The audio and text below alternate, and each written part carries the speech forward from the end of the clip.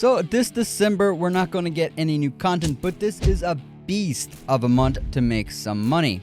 So if you're a new player or a veteran player who's just making some money for a second character, this is the video for you. We'll go over things like the best bounties to do, the best way to fill up your trader to make better sales, and what is the best moonshine to make and sell to make sure you make the most money.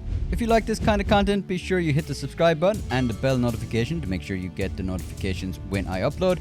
And if there's a tip that you feel I left out that should be in here, why not let me know in the comments.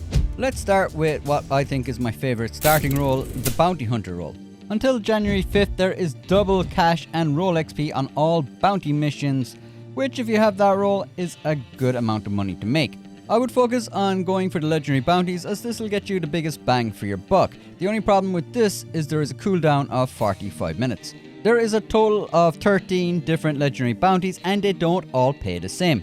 The base payout for legendary bounties range from 100 to 150, so if you want to get the most out of your legendary bounty, you might want to focus on one of these 5.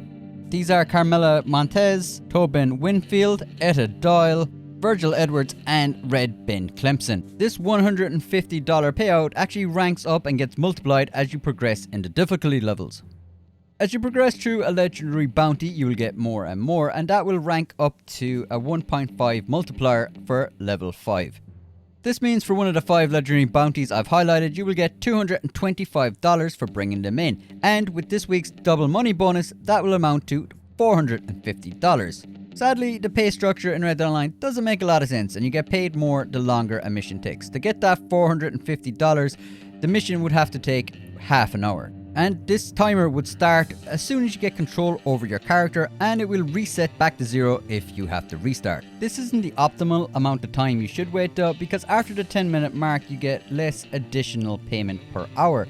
I think the sweet spot for me is always the 12-minute mark, as that gives you a good amount of cash as well as you get a good amount of gold. So waiting 12 minutes during the double cash will get you 346 cash and 0.32 gold. If you don't have any other roles to grind, you can just do normal bounty missions and they will also give you the double cash, and then you can redo the legendary bounty once it's available. If you want to farm a little extra gold, what I always like to do as well is while doing one of the 5 legendary bounties I outlined, I will also do a few daily challenges in that lobby so I can maximize the amount of gold I make in that mission.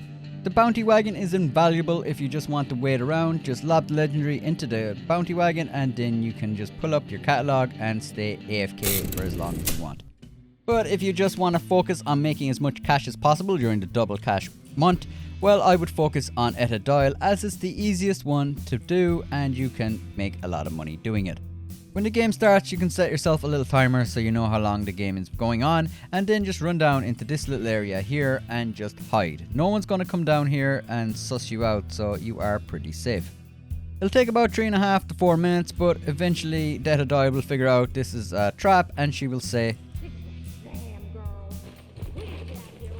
which is your cue to rush out and grab her. When you rush out to grab her, no one's actually going to pay any attention to you, so you can comfortably just grab Etta. I usually bring her out through this gate, then call my horse, and then take her to the Saint Denis jail. If I'm going to wait the 12 minutes, I will just hold her over my shoulder, but if I want to go and make a cup of coffee or something like that, I will throw her into the bounty wagon and then pull out my catalog so I won't get kicked.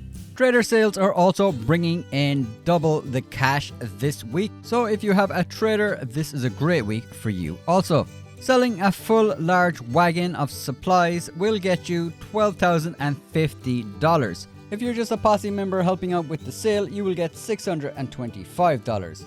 So if you have friends who are also grinding out this month, be sure to team up and help each other out to make the most possible money. If you're fully ranked up in the trader, you're probably better off just buying the supplies. It's just a lot better financially, I think. But if you're still trying to rank up the trader, I'd recommend doing the resupply missions as you will get a lot of XP for doing them. Once you've ordered the supplies, you can speed up its delivery by just switching to another lobby, and that will have them instantly be delivered. Otherwise, it is a 10-minute wait for those supplies to be delivered. It will take Crips 50 minutes to run through those supplies, and then you will need to get him some more supplies. To fill up a large cart, you will be doing this 4 times. Overall, it's going to take about 4 hours to go from 0 to a full cart, as long as you keep on top of those resupplies. Getting pelts and carcasses for crypts can be a bit of a grind, but if you have the naturals roll, you can really fill that up really fast by throwing in legendary animal carcasses and pelts. The easiest way to do this is by doing the sightseeing missions, and it is worth noting that your supplies will keep building up while you are on these missions. Here's a list of all of the values that you will get for each one of those sighting missions, so you can choose the correct one when you are getting a choice of them. So you might want to avoid the wolf, the coyote and the panther if they are on the table. I would normally focus on the legendary sighting missions as they are worth more value to the trader than the ones that you will stumble across in free roam. Let's say for example you were hunting legendary bears and you caught yourself a golden spirit bear. That pelt would be worth $62.50 over at the trader. But the Owiza bear, if you came across in free roam, would only get you $25 worth of materials, and a ridgeback spirit bear would only get you $31 worth of trader materials. It's also worth noting there is a 3-day cooldown, an actual 3 real life day cooldown, or 72 hours, where if you kill one of those bears, all 3 of them will have that 72-hour cooldown, so you won't come across them in free roam. This is why having a naturalist roll ranked up to level 5 so you can access those sighting missions is invaluable when doing the trader roll. Also, if you're hunting predator animals, it's always worth having slow and steady ability card equipped, because if you have that card active while riding your horse will not buck you, and you will be able to take down a predator very easily and very comfortably then. So if you're doing a predator sighting mission, make sure you equip the slow and steady ability card.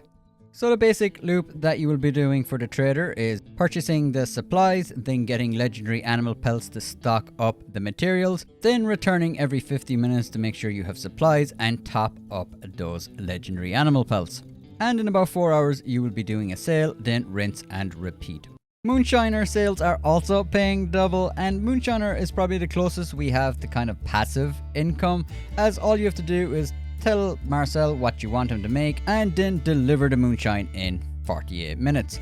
You can lower the cost of the mash by doing some of the free roam random moonshiner events or by doing some of the story missions, but I don't go out of my way to do these, as I just think it's more profitable to do something else while everything is double money. That said, if I do come across revenue agents and blocking the roads, I will probably take them out, as it does break up the grind for me a little bit and it does cost less mash to do it. It is possible to sell shine here for $483 if you sell the 3-star moonshine.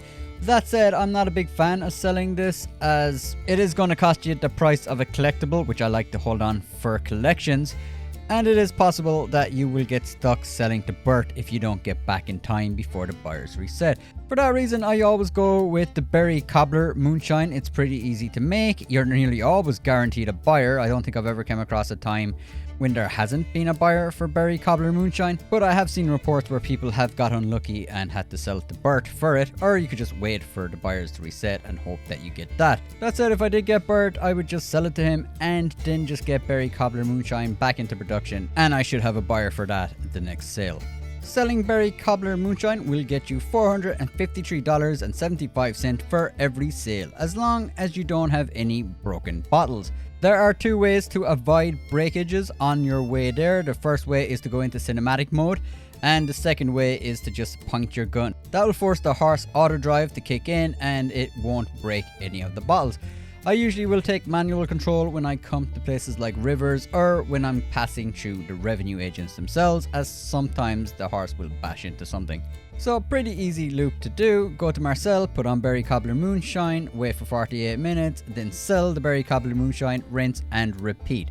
So if you have both this and a trader roll, I'd probably pop in, get Marcel to make some berry cobbler moonshine, then pop over and get Crips to make sure he has some supplies, get some pelts in there. If you do need some pelts, you can do some of the sighting missions to stock that up. If you don't need some pelts, you can always do the legendary bounties, and that will get you some extra money as well. And then when you load back in, just order some supplies for Crips again and do your moonshiner sale, and then just rinse and repeat. If you also want to change things up and you don't want to do the legendary bounties, there is also double cash on the call to arms, so you could mix that in as well. The call to arms are a lot of fun to mix it up, and if you are doing them, I'd highly recommend you do them as a posse, because doing these solo, or if you get stuck doing one solo, it can take a long time and the payout isn't that good. But if you are doing them with a posse group, you can do them 4 times faster and the payout is pretty good then.